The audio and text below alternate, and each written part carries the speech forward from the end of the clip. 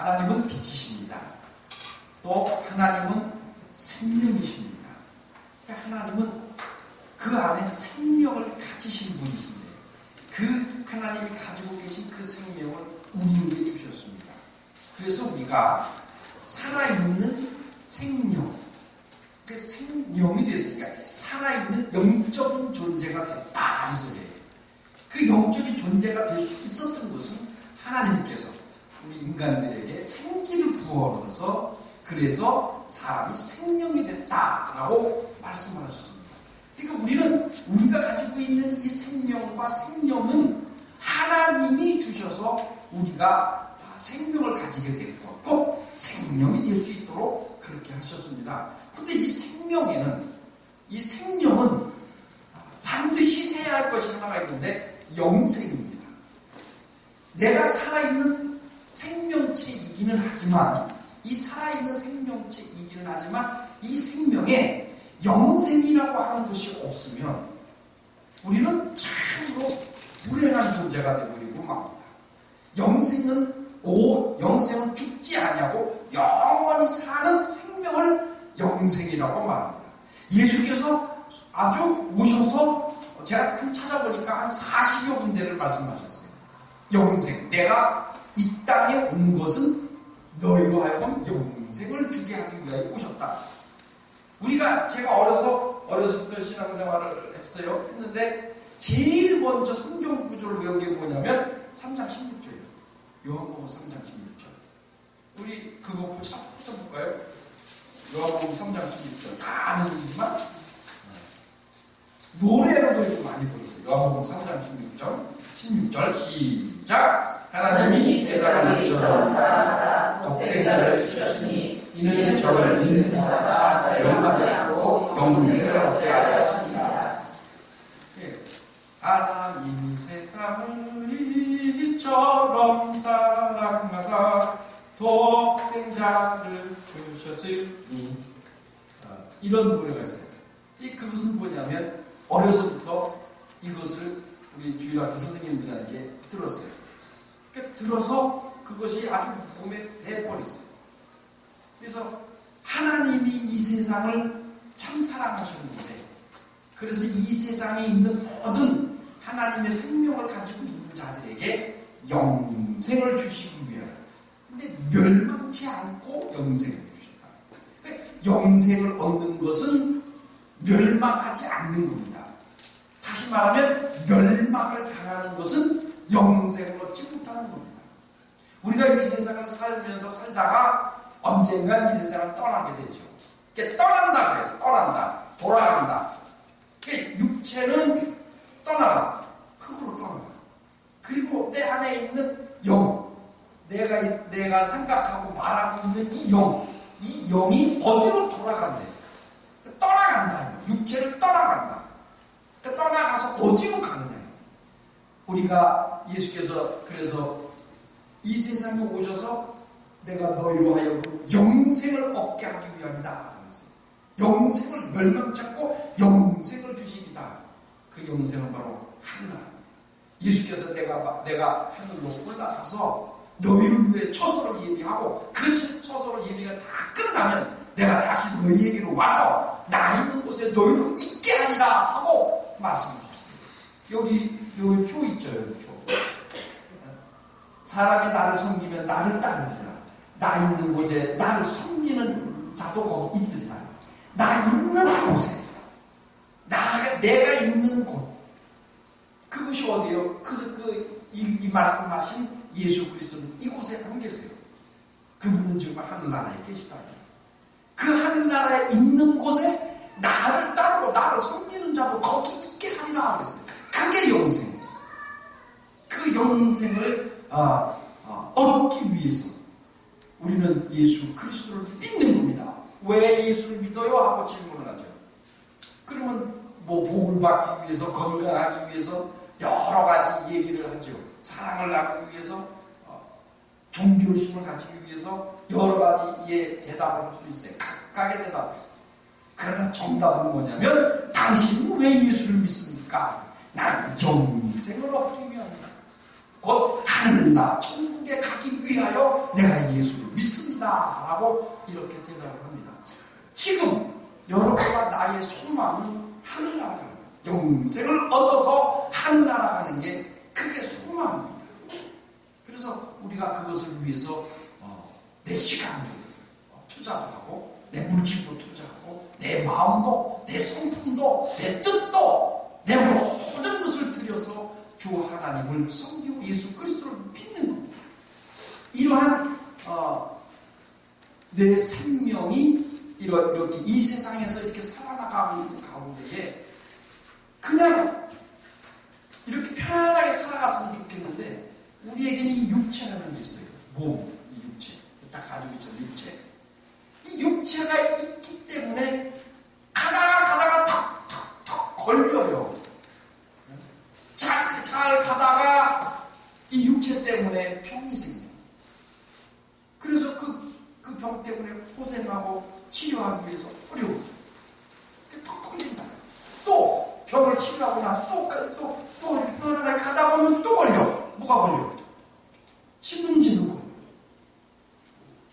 집이 나도 쬐끄만 방에서 살았어요. 쬐끄만 방에서 처음에 한 1년 반 살았나? 성민이가 거기 들어갔는데 그러다가 이제 아이가 커지고 성장하면 어떡하지? 이 방 한 짜리에서 어떡하지? 걱정이 되더라고요. 그래서 안수를 받고 지금 있는 상태로 옮기게 됐어요.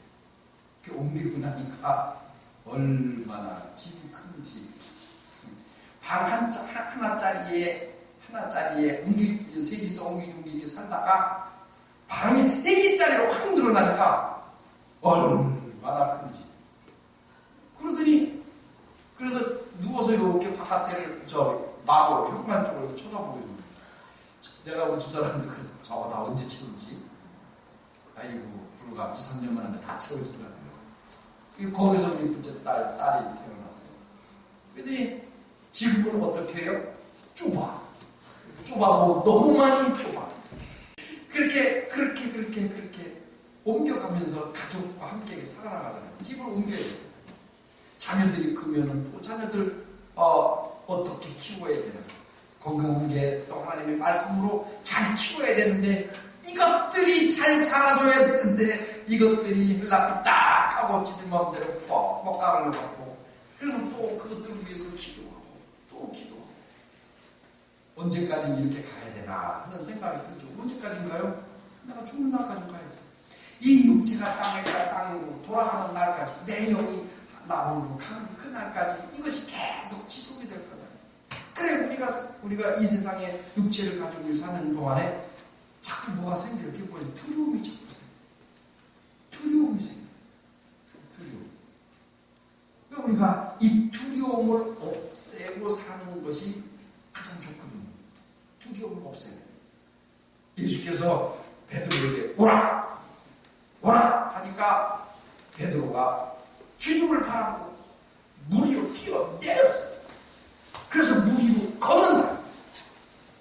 근데 거기에서 몇 발자국 안 가서 두려움이 생겼어요. 파도를 보니까 파도가 팍 치니까 물결이 팍 치니까 그걸 딱 쳐다보는 순간에 그 마음에 두려움이 확 불같이 일어나요. 그러니까 그 즉시 물에 빠져들었다. 그러니까 두려움이라고 하는 것은 예수께서 오라고 하신 그 주님을 주님만 바라보고 갔어야 되는데 그 주님에게서 눈이 탁 떨어지는 순간에 두려움이 팍 생깁니다.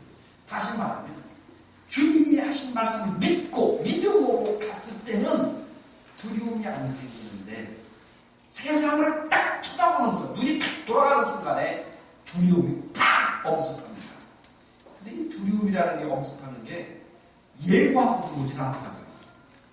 예고하고 나 간다 두려움아 내가 창너가 내가 두려움이 간다 그러니까 너 준비해라 이렇게 오진 않더라고요. 어느 날 갑자기 두려움이 확 내게 확 밀려들어오더라고요. 그때 두려움에 탁 떨어져서 두려움에 져버리면 두려움에 지게 되면 그러면 이제 떨어져 나가는 거예요. 주저앉아. 그러니까 믿음이 없고 소망이 없는 사람은 두려움이 오면 그 두려움에 쳐버려요. 그 짐을 어떻게 해요? 폐인이 되고 또 두려움에 짐을 어떻게 해요? 자살을 해버려요. 두려움이 생기면 어떻게 해요? 그 낭만 좌절에 의해서 모든 생애를 다 다수를 놔버려요. 그래서 우울증이 생겨요. 정신이 왔다 갔다 하게 돼요. 그러니까 사람이 사람으로서 정말 살기 힘들어지는 것이 그 두려움이에요. 그런데 하나님께서 그 두려움을 이기는 방법을 알려주셨어요. 베드로에게 말씀하셨어요. 오라. 나를 보고 오라. 나를 보고 오라. 여러분, 우리가 주님이 오라고 하실 때 주님의 우리의 눈이 주님에서 떨어지지 않으면 두려움 안 생깁니다. 두려움이 안 생긴다고 하는 거니까 두려움이 오지 않는다는 게 아니라 와요. 그래도 와요. 그 베드로가 물 위로 걸어갈 때 몇 발짝 걸어갔을 때도 계속 파도를 쳤어요.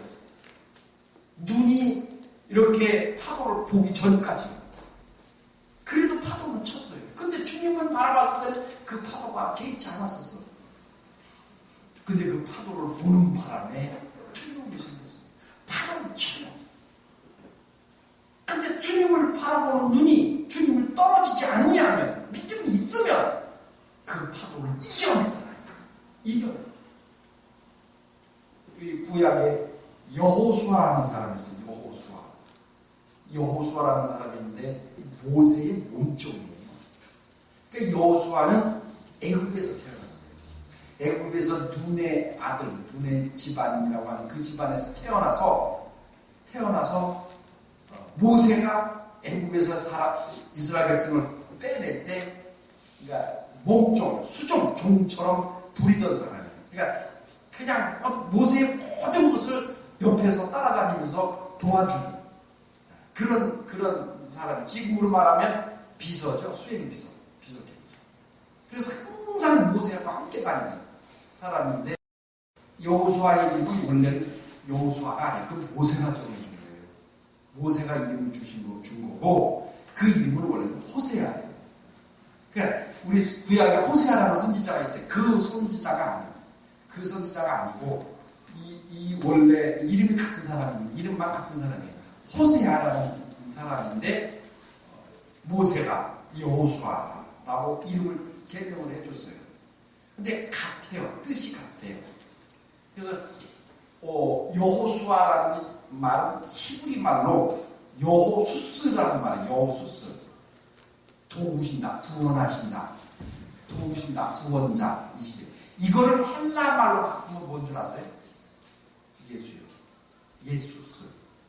그래서 영어로 하면 지저스, 예수에 부른다는 말이에요. 헬라어로 말하면 예수예요.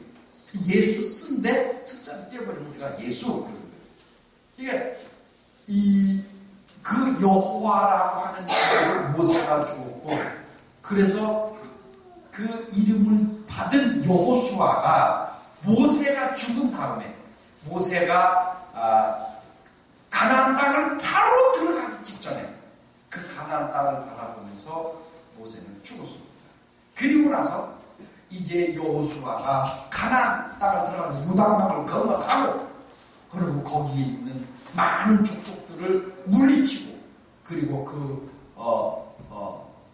하나님이 이스라엘에게 주시기로 약속하신 그 가나안 땅을 들어가기 위해서 준비를 하고 있는데, 이제 모세가 딱 죽어버렸어요. 그리고 그 사명을 전부 다 여호수아에게 줬거든요. 그 여호수아는 겁이 나는 거예요. 겁이 나지요. 왜 겁이 안 나요?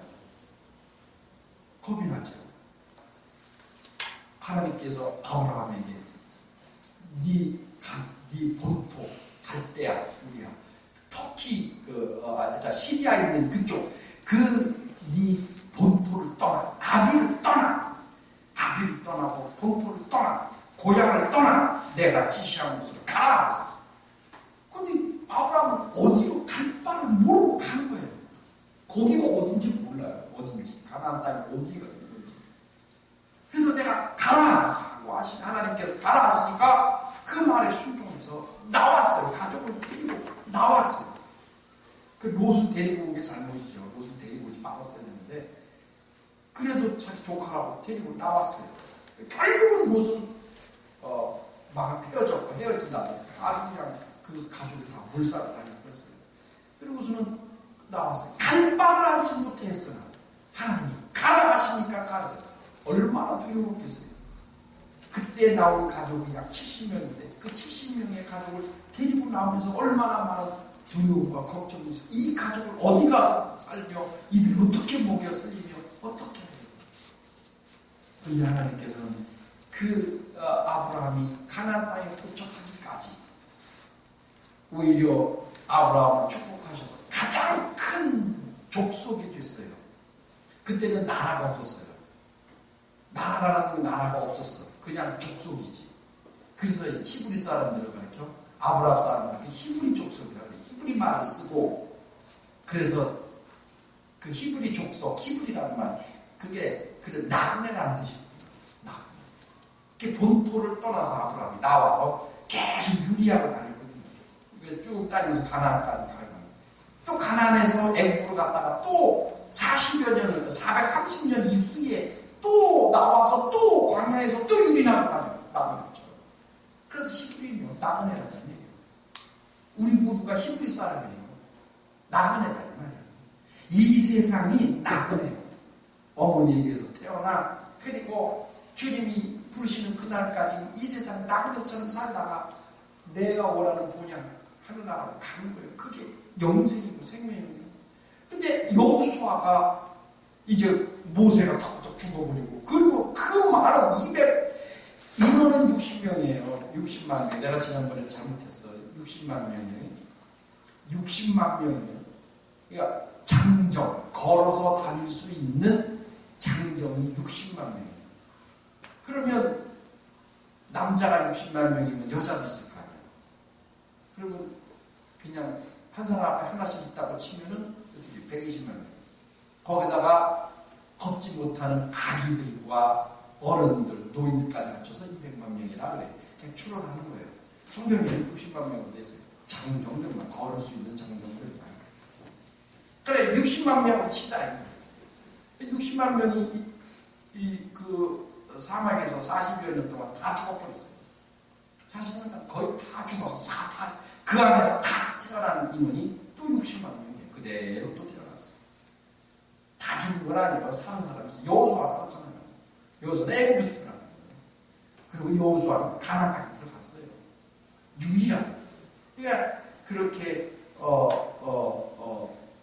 그런 많은 사람, 그 많은 60만 명이라고 하는 사람들을 먹여야 되고 그들이 입혀야 돼요. 그들이 잠잘 수 있는 곳을 마련해 줘야 돼요. 그리고 요단강을 건너가야 돼요. 그리고 거기 있는 족속들과 싸워야 돼요. 전쟁을 해야 돼요. 그래서 그들을 다 물리쳐야 돼요. 그래야 그 땅을 차지할 수 있습니다. 원래는 히브리 사람들 땅이에요. 그런데 이 히브리 사람들이 애굽에 가서 430년 사는 동안에 이쪽에 있는 사람들은 뭐 그냥 가만히 있어요. 거기도 애 낳고 살지. 그리고 거기에 있던 사람들 또 다른 곳에 살다가 온 사람들이 430년 동안 그 사람들도 애기 낳고 컸죠. 그러니까 그 사람들도 확 커버린 거예요. 그 민족이. 히브리 사람들이 민족이 맨 처음에 들어간 사람 그 70명이 확 커진 것처럼 여기도 확 커졌어요. 그러니까 어떻게 싸워야 돼요. 싸워서 우리 땅 내놓으라. 거기가 우리 조상이 살던 땅이니까 니들 다 가고 그 땅 내놔. 이러면 그 사람들이 그러세요. 뭐 예전에 살았으니까 와서 사세요. 그러겠어요. 어린 반부르치는 소리지. 그래서 가서 싸워야 돼요. 그러니까 거기를 들어가서 그들과 싸워 전쟁해서 그 땅을 다시 조상들이 살던 땅을 다시 찾아야 되니까 두려움이 생깁니다.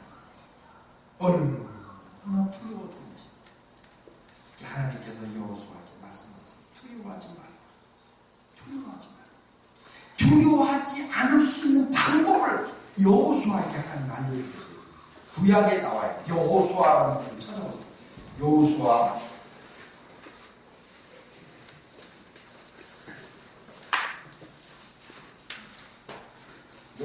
1장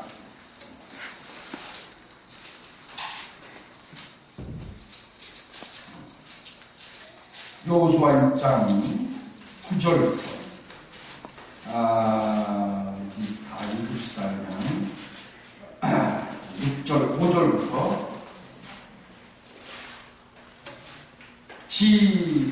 여호수아 1장 5절부터 11절까지 시작. 너의 평생에 너에게 상한 자가 없으니 내가 모세와 함께 있던 것 같이 너와 함께 있을 것이니라. 내가 너를 떠나지 아니하며 버리지 아니하니 마음을 강하게 하라. 담대하라. 너는 이 백성으로 내가 그 조상에게 맹세하여 주리라 하는 땅을 걷게 하리라. 오직 너는 마음을 강하게 하고 극히 담대하게 하여 나의 종 모세가 내게 명한 율법을 다 지켜야 좌우나 우나 치우치지 말라. 그리하면 어디로 가든지 형통하니 이 율법책을 내 입에서 떠나지 말게 하며 주야로 그것을 묵상하여 그 가운데 기록한 대로 다 지켜야 하라. 그리하면 내게 평안하게 될 것이라. 내가 형통하리라.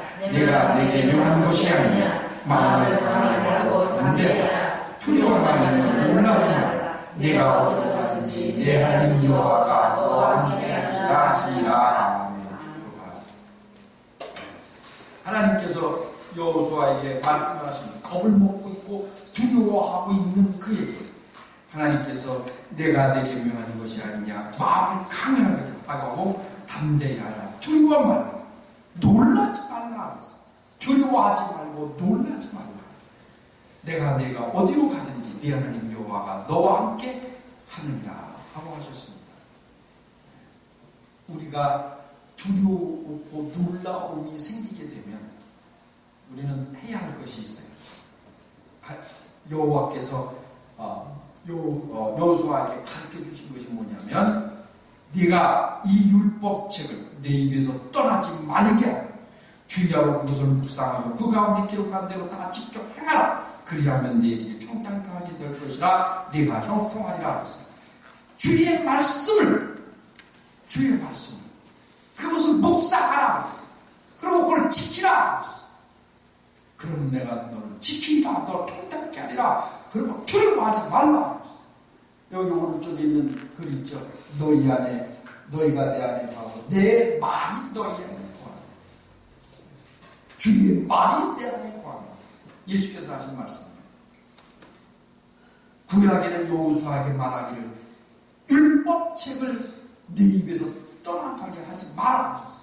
예수께서 오셔서 이 율법을 완성하시고 그리고 우리에게 주신 말씀이 내 말이 율법을 완성하신 복음입니다. 주께서 말씀하신 복음이다. 복음을 내가 이 말을 네 입에서 떠나가게 하지 말라. 주야로 묵상하라. 그 말을 믿으라.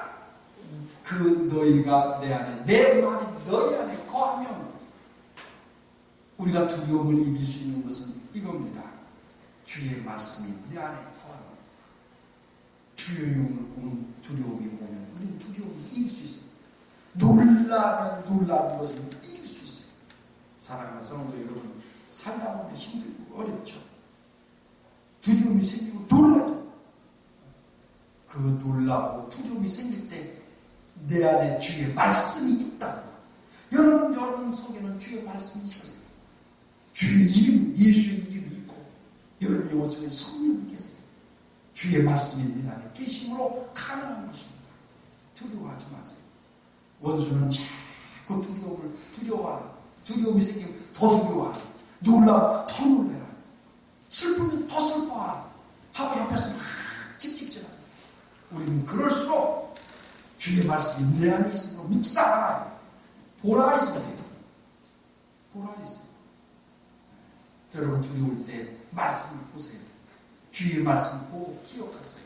그걸 되새기세요. 그리고 무엇인지 원하는 대로 구하라. 두려움이 생기면, 놀라는 게 생기면 주의 말씀을 보고 그리고 무엇이든지 어떠한 것이든지 원하는 대로 구하라. 기도하라. 부르짖으라. 하신 겁니다. 그러면 이길 수 있어요. 두려움을 듣고 놀라운 걸 이길 수 있어요. 여러분 마음속에 영혼 속에 있는 주의 말씀으로 두렵고 떨릴 때 놀랄 때 이기시는 이름으로 축원합니다. 기도하겠습니다. 우리 다 같이 시간에 한심으로 기도하실 때에 정말 내게 주의 말씀이 있으므로 두려움이 생기고 떨림이 생기고 놀라운 것이 생길 때 주의 말씀으로 이길 수 있도록 내 안에서 주의 말씀이 차고 넘칠 수 있도록 성령의 역사해달라고 기도하시기 바랍니다. 다 같이 동성으로 기도하겠습니다. 들어주소서. 나의 주여 내 영의 소원을 살펴소서.